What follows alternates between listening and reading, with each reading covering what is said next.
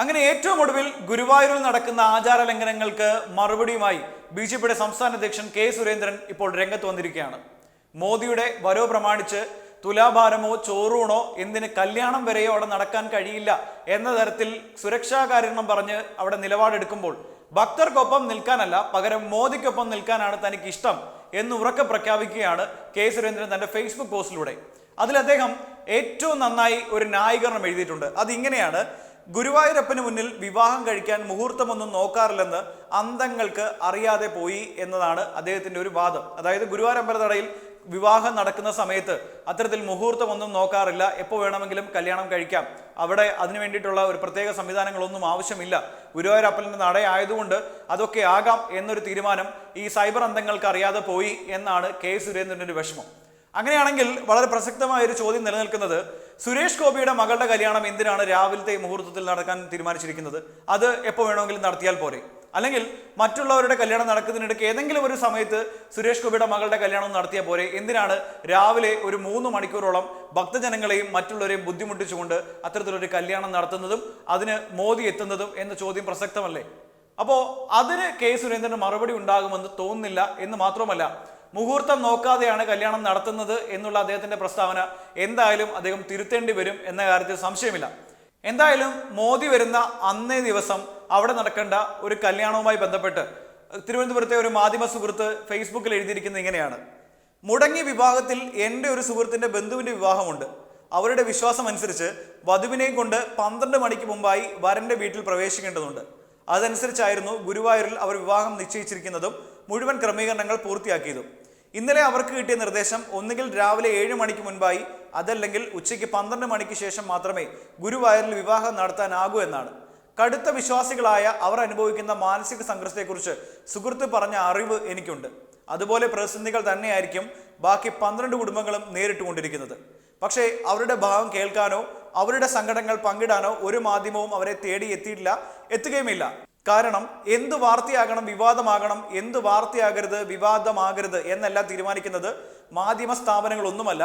അവർ ആരുടെയോ നിർദ്ദേശത്തിനനുസരിച്ച് അടിമകളെ പോലെ പണിയെടുക്കുക മാത്രമാണ് ചെയ്യുന്നത് എന്നാണ് അദ്ദേഹം എഴുതിയിരിക്കുന്നത്. അതായത് കൃത്യമായി പറഞ്ഞാൽ ഗുരുവായൂരിൽ അമ്പലത്തിൽ അവിടെ വിവാഹം നടത്താൻ വേണ്ടി മുഹൂർത്തം കുറിച്ച് തന്നെയാണ് എല്ലാവരും അവിടെ എത്തുന്നത്.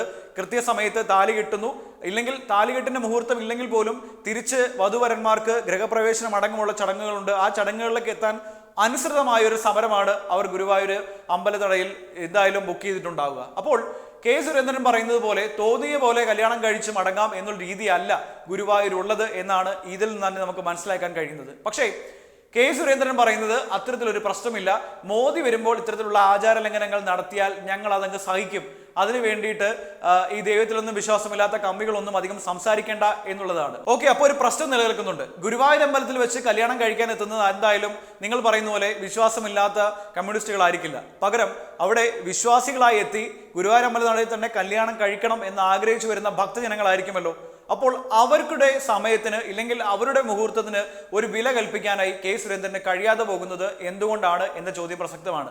അതിലുപരി സുരേഷ് ഗോപിയുടെ മകളുടെ കല്യാണം ആയതുകൊണ്ട് മാത്രം മറ്റുള്ളവരുടെ കല്യാണം മാറ്റി വെക്കണം എന്ന് പറയുന്നത് സത്യത്തിൽ ഒരു അവഹേളനത്തിന് തുല്യം തന്നെയാണെന്ന് പറയേണ്ടി വരും. ആചാര സംരക്ഷണത്തിന് വേണ്ടി ഹിന്ദു ഐക്യവേദിയൊക്കെ നടത്തുന്ന പോരാട്ടങ്ങൾ നമ്മൾ പലതവണ കണ്ടിട്ടുള്ളതാണ്. പക്ഷേ അവർക്ക് ഭക്തരുടെ പ്രശ്നമോ ഇല്ലെങ്കിൽ അന്ന് കല്യാണം കഴിക്കേണ്ടിയിരുന്ന കുടുംബങ്ങളുടെ അവരുടെ വിഷമോ ഒന്നും തന്നെ ഇപ്പോഴും മനസ്സിലാകാത്തത് എന്തുകൊണ്ടാണെന്ന് അറിയില്ല.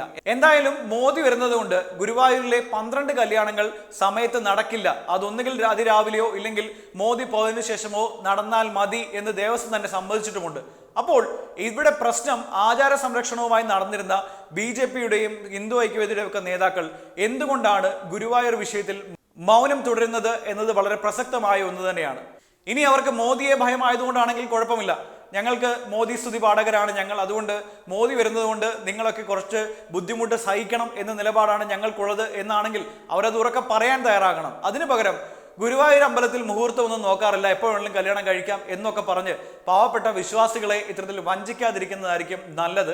എന്തായാലും കെ സുരേന്ദ്രന്റെ ഈ ഒരു ന്യായീകരണ പോസ്റ്റിന് താഴെ അദ്ദേഹത്തിന് അനുസൃതമായി അദ്ദേഹത്തിന് ഉചിതമായ രീതിയിലുള്ള നല്ല മറുപടികൾ തന്നെയാണ് ഇപ്പോഴും ലഭിച്ചുകൊണ്ടിരിക്കുന്നത്. ആ മറുപടികളിലേക്കൊന്നും നമ്മൾ പോകുന്നില്ല. പകരം തൃശ്ശൂരിൽ നടക്കുന്ന ഈ കല്യാണത്തിന് മുഹൂർത്തം വേണ്ട എന്നും അവിടെ എപ്പോൾ വേണമെങ്കിലും കല്യാണം കഴിക്കാമെന്നും അത്തരത്തിൽ നിർബന്ധമൊന്നുമില്ല, അത്തരത്തിൽ വാശിയൊന്നുമില്ല, അത്തരത്തിൽ ആചാരമൊന്നും ഇവിടെ സംരക്ഷിക്കപ്പെടേണ്ട കാര്യമില്ല എന്ന് കെ സുരേന്ദ്രൻ പറയുമ്പോൾ അത് അദ്ദേഹം തന്റെ സ്വന്തം പാർട്ടിയുടെ ലോക്സഭാ സ്ഥാനാർത്ഥിയായ സുരേഷ് ഗോപിയോട് കൂടി ഒന്ന് പറഞ്ഞു കൊടുത്തിരുന്നെങ്കിൽ ഈ കല്യാണം കുറച്ച് മാറ്റി വെച്ചത് നമുക്ക് പിന്നീട് ദിവസത്തേക്കൊന്ന് മാറ്റി വെച്ച് കല്യാണം കഴിക്കാമെങ്കിൽ ഈ പ്രശ്നങ്ങളൊക്കെ ഒഴിവാക്കി കിട്ടും എന്നൊന്ന് പറഞ്ഞാൽ തീരാവുന്ന കുഴപ്പമേ ഇവിടെയുള്ളൂ. പക്ഷെ അതെന്തായാലും പറയില്ല. കാരണം മോദിക്ക് അന്ന് ഇവിടെ വരെ വരേണ്ട കാര്യമുണ്ട്. മോദി വന്നാൽ മാത്രമേ വരാൻ പോകുന്ന ചില തെരഞ്ഞെടുപ്പുകളിൽ കാര്യമായ വിജയം നേടാൻ കഴിയുള്ളൂ എന്ന പ്രതീക്ഷയുണ്ട്.